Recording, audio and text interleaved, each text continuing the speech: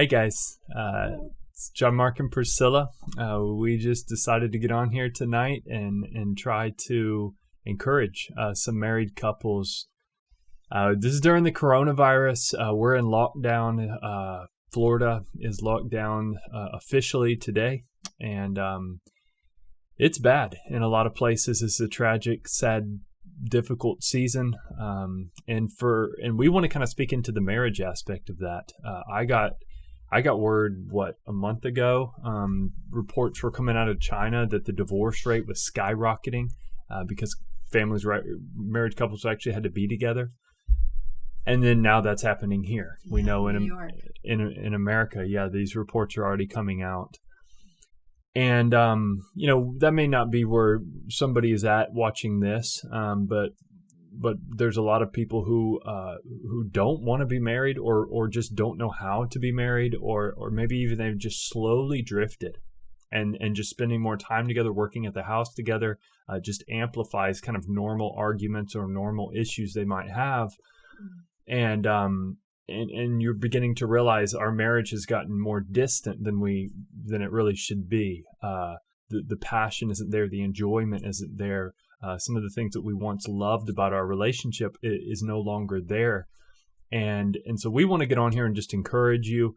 We hit a really difficult spot in our marriage year 8. I think it was year 8. And we're, by the grace of God, we've been married 12 years now, but year 8 was very difficult. And we had a church walking with us through this. We had good friends, and then we had a mentor who was very helpful. But we also had a book that we want to go through with anybody who would want to get on here again after this video and go through this. It's called What Would You Expect by Paul Tripp. And this was helpful to us. We had it on audio, listened to it in the car, and we both had a copy of the book, and we were reading through on our own and then having discussions, and just spent hours with, we believe, Paul Tripp as he kind of counseled us in that difficult season of marriage. And then since then, we've walked with other couples through this and seen them be helped through this book. And so we wanted to get on here. We want to do about 6 videos from this book, is kind of the way it's laid out. But tonight, just kind of an unscripted, ask each other a few questions and get this going. The book is What Did You Expect? And so maybe I could start by asking you, what did you expect in marriage? I think for me, it was kind of like what most women expect in marriage, maybe this sense of completion, or this idea that your husband is going to meet every single need that you have. Be that man that knows exactly what you're thinking. And so very quickly you realize that just doesn't happen. He's just a sinner just like you. So when was the first time you felt like I was not going to be able to meet all your expectations? Probably the honeymoon, I would say. It's true. What about you? So this is an honest answer, but I don't think I really had expectations. Maybe I did. That's true. I think I did. I hadn't really spent a lot of time thinking through those. You were 23. I was 24. Yeah, I was 22. 22. I was 24, and so we were very young. We were still in college when we got married. I don't think I really had thought too much about it. Should have thought about it a lot more. Yeah. But the expectations probably came out whenever we got married, and I started seeing things that I just kind of expected you to do. And so it may not have been so much thought out beforehand, but we began to butt heads quickly on things and realized those expectations weren't met, and we did first realize that on the honeymoon. That is absolutely true.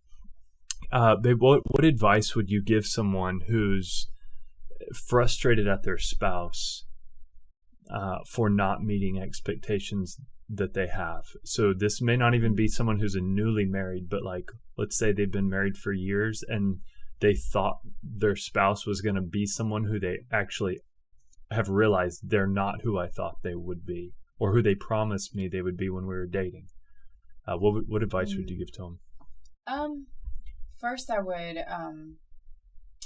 the first thing I would advise them is to first look at your own heart, and ask yourself, like, are those expectations truly God glorifying expectations, or are we just manifesting our own selfish needs and just putting them on our spouse to meet?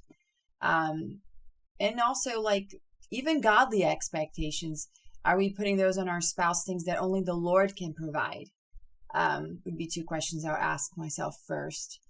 And the next thing I would say is that before we can dare to change, another person, we should ask the Lord to help change ourselves. And I think that was a really key thing for me in our marriage, was that realizing that the first step of recovery or reconciliation or anything is self-realization of your own sin and your own need for the Lord, and allowing the Holy Spirit to make those changes, and then coming together as one was huge for us, I think. Yeah. Amen. Do you have any questions for me? I would say, I guess, same question, like, what would be your advice as a man for perhaps a man that just married someone and they realize that she's not the woman they thought she was supposed to be, or just marriages that are just kind of hitting that limit? Yeah.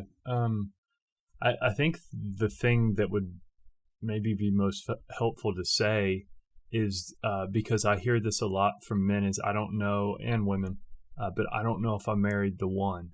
Maybe I just didn't marry the right person.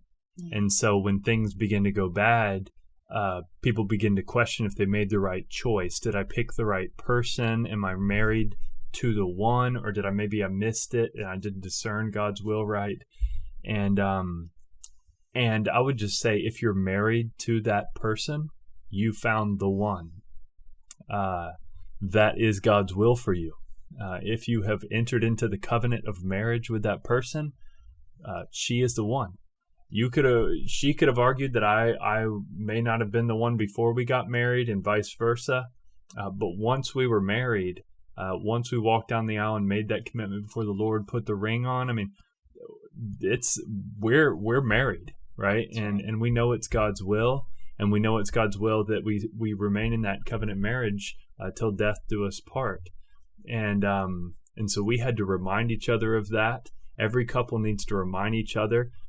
There is no out, there is no bailing on this marriage. We're going to endure, and there is great hope and help to endure. And sometimes we need a trusted counselor to walk us through that. And we had that with the counselor that we knew, but we had that with Paul Tripp in this book. And so we'd love to walk through some of this with y'all in coming videos, and just kind of give some things that were breakthrough points for us, and continue to help us to work through marriage even now.